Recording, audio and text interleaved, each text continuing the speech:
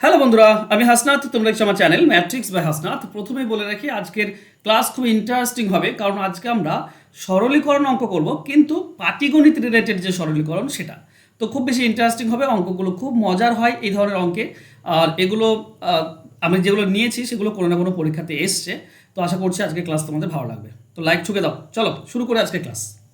প্রথম প্রশ্ন এরকম দেওয়া হয়েছে, একটি আমের ঝুড়িতে প্রতি 30টি আমের মধ্যে একটি থেতো আম রয়েছে। যদি প্রতি 4টি থেতো আমের মধ্যে 3টি আম অবিকৃত হয় এবং মোট 12টি অবিকৃত আম রয়েছে, তাহলে ঝুড়িতে মোট কতগুলি আম আছে? ভালো করে ব্যাপারটা বোঝো। 30টি আমের মধ্যে একটা হচ্ছে থেতো আম। আবার এই যে থেতো আম রয়েছে, এদের 4টির মধ্যে 3টি বিক্রি হয় না। এবার কতগুলো টোটাল বিক্রি হয়নি? 12টি। তাহলে আমাকে টোটাল আম বের করতে হবে। দেখো ভালো করে বোঝো, 3টি অবিকৃত আম কেন? 4টি থেতো আমের মধ্যে 4টি থেতো আম হলে 3টি অবিকৃত। তাহলে 12টি যদি অবিকৃত হয়, মানে এর চার গুণ 12টি যদি অবিকৃত হয়, তাহলে থেতো আম কত হবে? এদিকেও 4 গুণ হয়ে যাবে, মানে 16টি। 4টিতে 3টি, 4টিতে 3টি, 4টিতে 3টি, 4টিতে 3টি, তাহলে মোট 16টি থেতো আমের মধ্যে 12টি অবিকৃত হয়। এখানে বলেছে 12টি অবিকৃত আম, তার মানে থেতো আম আছে 16টি। এই জিনিসটা যদি বুঝতে পারো, বাকি কাজ শেষ, তাই না? তাহলে থেতো আম টোটাল কত ঝুড়িতে? 16টি। 30টিতে একটি থেতো আম, তাহলে 16টিতে কত আম? 16টি থেতো আম হলে টোটাল আম কত হবে? 16 ইন্টু 30, মানে 16 3 48, 480টি। 30টিতে একটি থেতো, তাই না? তো 60-এ 2টি, এইভাবে মানে যতটি থেতো আম তত গুণ 30 হবে।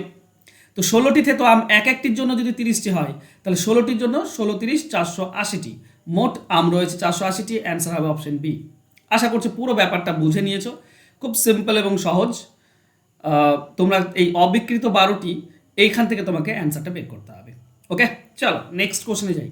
এটা অনেকে কি করে করে, অনুপাত ধরে করে। অনুপাত ধরে করলেও সহজ, আমি তোমাদেরকে একবার বলে দিই। ঠিক আছে, ধরো বলেছে এরকম, 4টি থেতো আমে 3টি অবিকৃত। তো 4:3 থেতো আম টোটাল, আর অবিকৃত আম এটা। এবার এই 12টি অবিকৃত আছে, তো এই 3-এর সঙ্গে 4 গুণ করলে 12 হয়, তো এই পক্ষেও 4 গুণ করতে হবে। তার মানে থেতো আম আর অবিকৃত আম এর অনুপাত হচ্ছে 16-12, তাই না? তো 12টি যদি অবিকৃত আম হয়, তো 16টি থেতো আম। একটিতে 30টি আম, একটি থেতো আমে 30টি আমের মধ্যে, তাহলে 16টি থেতো আম, টোটাল আম কত হবে? 16 ইন্টু 30, 480। চলো আর সময় নষ্ট করবো না, এটা হচ্ছে অ্যান্সার হবে অপশন বি। নেক্সট কোশ্চেনে যাই। এক্স গ্রামের জনসংখ্যা হচ্ছে 6800, যেটা প্রতি বছর 1200 করে কমে যায়। আর ওয়াই গ্রামের জনসংখ্যা হচ্ছিল 42,000, যেটা প্রত্যেক বছর 800 জন করে বাড়ে। কত বছরে উভয় গ্রামের জনসংখ্যা সমান হবে? দেখো এই অঙ্কটিকে যদি আমি আরেকভাবে বলি, যে কখন মিলিত হবে। ঠিক আছে, এই হচ্ছে লাইন, একজন এদিক থেকে যাচ্ছে, একজন এদিক থেকে আসছে। এ ধরো 1200 মিটার যায়, আর এ 800 মিটার এদিক থেকে আসে। তাহলে কখন তাদের মিলিত হবে, এটা আমাকে বের করতে বলেছে। ডিস্টেন্সটা কত? না 68,000 আর 42,000, এই যে পার্থক্য, 68 42 কত হয়? 26। 26,000 হচ্ছে টোটাল ডিস্টেন্সে 26। তাহলে এরা এটা 800 এগিয়ে আসছে, এ 1200 এগিয়ে যাচ্ছে, মানে এক ঘন্টায় বা এক বছরে 2000 এগিয়ে যাচ্ছে। এক বছরে 2000, তাহলে 26,000 এগিয়ে যেতে কত সময় লাগবে? মানে ডিস্টেন্স দুজনের মধ্যে পার্থক্য তো 26,000, 26,000টা কভার করতে কত লাগবে? 26,000কে 2000 দিয়ে ভাগ, তাহলে হবে 13 বছর। বাস, এই হচ্ছে অ্যান্সার। এবার বোঝো, এটা তো আমি টাইম অ্যান্ড ডিস্টেন্স করে করলাম। এবার ভালো করে বোঝো, যে গ্রামের জনসংখ্যা হচ্ছে 68,000, সেই গ্রামের জনসংখ্যা কত করে কমে যায়? 1200 করে কমে যায়। আর যে গ্রামের জনসংখ্যা 42,000, তাদের কত করে বেড়ে যায়? 800 করে বেড়ে যায়। তো এ বাড়তে থাকবে আর এ কমতে থাকবে, তো কোনো এক সময় সমান হবে, দুজনেরই জনসংখ্যা সমান হবে। এবার বোঝো, এই দুটি জনসংখ্যার টোটাল হচ্ছে 26,000 পার্থক্য আছে। এই 26,000 পার্থক্যটাকে তো কমাতে হবে। এদিক থেকে 1200, এদিকে 800 কমালে মোট 2000 কমে যাচ্ছে, এক বছরে 2000 কমে যাচ্ছে। ডিস্টেন্স দুজনের মধ্যে পার্থক্যটা এক বছরে 2000 কমছে। 1200 কমে যাচ্ছে এদিকে, এদিকে 800 বাড়ছে, তার মানে মোট 2000 কমে যাচ্ছে, তাই নয় কি? এই দিক থেকে 1200 চলে আসছে, কমে গেল, এদিকে প্লাস হচ্ছে 800, তো 2000 কমে যাচ্ছে। 26,000 মানে কমাতে 1 বছরে যদি 2000 ডিস্টেন্স কমে যায়, পার্থক্য কমে যায়, তাহলে 26,000 কমতে 13 বছর লাগবে। অ্যান্সার হবে অপশন সি। আশা করছি পুরো ব্যাপার বুঝে নিয়েছো। আমি হয়তো তোমাদেরকে অতটা ক্লিয়ারলি বোঝাতে পারছি না, কিন্তু তোমরা বুঝে নিয়েছো, খুব সহজ এবং সিম্পল। এদিকে 1200, এদিকে 800, একটা কমছে একটা বাড়ছে, মানে কাছেই আসছে, মানে তাদের মধ্যে পার্থক্য কমছে 2000 1 বছরে। 1 বছরে 2000 আছে, পার্থক্য 26,000, তো সেটা 13 বছর লাগবে। নেক্সট, একটি শ্রেণীতে কিছু সংখ্যক বেঞ্চ রয়েছে। যদি প্রতিটি বেঞ্চে 4জন করে ছাত্র বসে, তাহলে 3টি বেঞ্চ ফাঁকা পড়ে থাকে। দেখো, এগুলো সব কোনো না কোনো পরীক্ষাতে এসছে। আবার যদি কোনো বেঞ্চে 3জন করে বসে, তাহলে 3জন ছাত্র বসতে না পেরে দাঁড়িয়ে থাকে, তাহলে মোট ছাত্র সংখ্যা কত? দেখো, এই ধরনের অঙ্কের ক্ষেত্রে অপশন ধরে করলে খুব সহজে পেয়ে যাবে তুমি। দেখো, 4জন করে বসলে 3টি বেঞ্চ ফাঁকা পড়ে থাকে। ওকে, আচ্ছা, আমরা বেঞ্চের সংখ্যা ধরবো, ঠিক আছে? এক্স ধরে করতে হচ্ছে, যদিও আমি প্রেফার করি না এক্স ধরে, তো ধরে নিই। ধরো বেঞ্চের সংখ্যা হচ্ছে এক্সটি। যদি একটি বেঞ্চ, কয়টি বেঞ্চ ফাঁকা পড়ে থাকে? 3টি। তার মানে কতজন? 4জন করে বসলে কতজন বেঞ্চ, কতটি বেঞ্চ লাগে? এক্সটি থেকে 3 বিয়োগ এতটি বেঞ্চ লাগে। আর এই প্রত্যেক বেঞ্চে 4জন করে বসে, 4 দিয়ে গুণ। ঠিক আছে, বেঞ্চের সংখ্যা আমি 3 কমিয়ে দিলাম, অতগুলো বেঞ্চে 4জন করে বসে, তাহলে বাস হয়ে গেল। এটা হচ্ছে ছাত্র সংখ্যা। আবার যদি একজন বেঞ্চে 3টি করে বসে, তাহলে 3জন না বুঝতে পারে, যদি এক্সটি বেঞ্চ আর 3জন করে বসে, তাহলে 3x এতজন, 3জন বসতে পারছে না, অতিরিক্ত থাকছে, তো 3জন যোগ। এটাও হচ্ছে ছাত্র সংখ্যা, এটাও ছাত্র সংখ্যা, এটাও ছাত্র সংখ্যা, তাই না? এক্সটি বেঞ্চের থেকে 3টি বেঞ্চ কমিয়ে দিলাম, যতটি বেঞ্চ থাকলো সেখানে 4জন করে বসতে পারবে, টোটাল যত ছাত্র আছে, তো 4 দিয়ে গুণ, এটা ছাত্র সংখ্যা। আর 3জন করে যদি বসে, তো এক্সটি বেঞ্চে 3জন করে বসলে 3x জন, আর 3জন পড়ে থাকছে, তো 3 যোগ। এই দুটি হচ্ছে ছাত্র সংখ্যা, আমরা যোগ সমান করে দিতে পারি। এটার মধ্যে যে কোনো একটা বের করতে পারো, ঠিক আছে? আমরা এটা বের করবো 3x + 3, তাহলে আমরা অ্যান্সার পেয়ে যাব।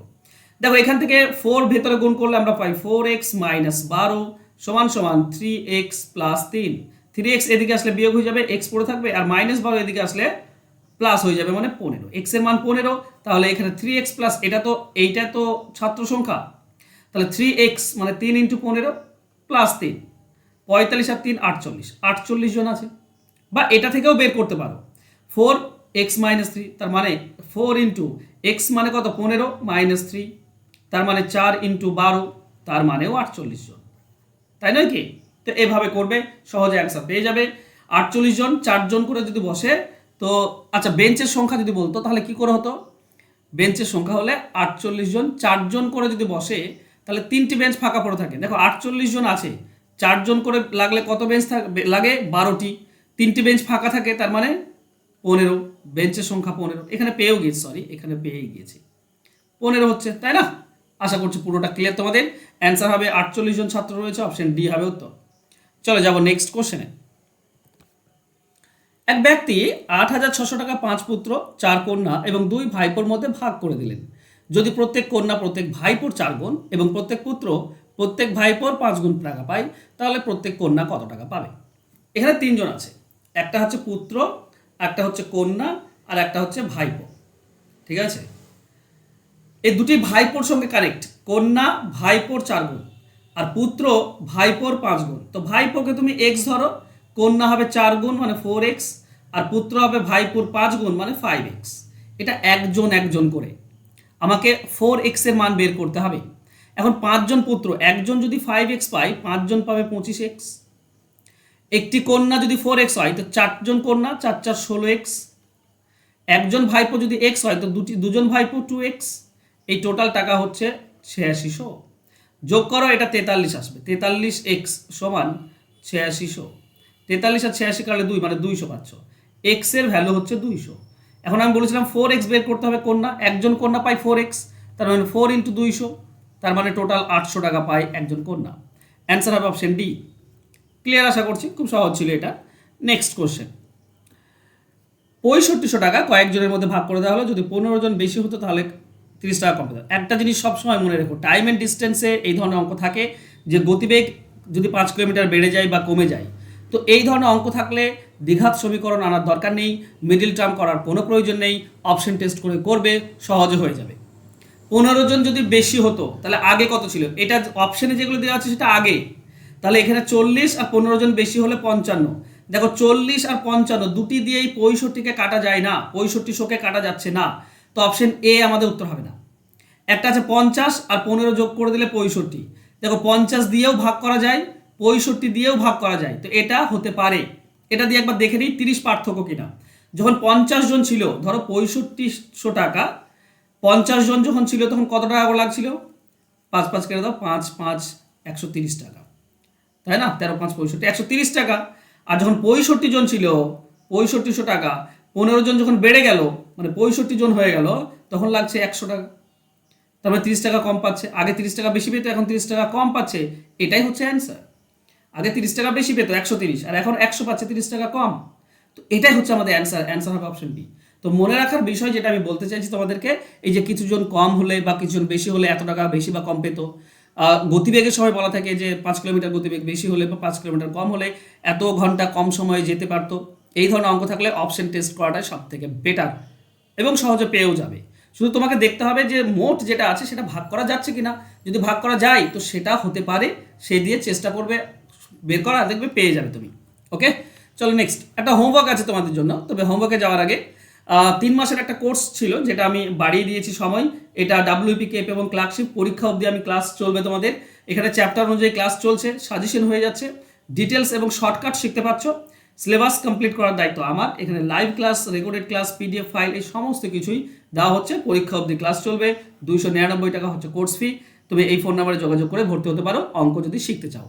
আর রেলওয়ের ব্যাচ একটা চলছে, যেটা গত মাসের 15 তারিখ থেকে শুরু হয়েছে। এখানেও কমপ্লিট 100% অঙ্কের প্রিপারেশন তুমি এখানে পেয়ে যাবে। প্রিভিয়াস ইয়ার প্লাস তুমি চ্যাপ্টার ধরে ধরেও অঙ্ক শিখতে পারবে। শর্টকাট তো শিখতে পারবে। এটা 6 মাসের কোর্স, যেখানে তুমি লাইভ ক্লাস করতে পারো, রেকর্ডেড ক্লাস, পিডিএফ ফাইল, এই সমস্ত কিছুই প্রোভাইড করা হয়। ফোন নাম্বার জাস্ট দেওয়া আছে, যোগাযোগ করে নিও। চলো হোমওয়ার্কে যাই। 4টি আংটি এবং 2টি চুড়ির দাম হচ্ছে 57,200 টাকা। 6টি আংটি ও 3টি চুড়ির দাম কত?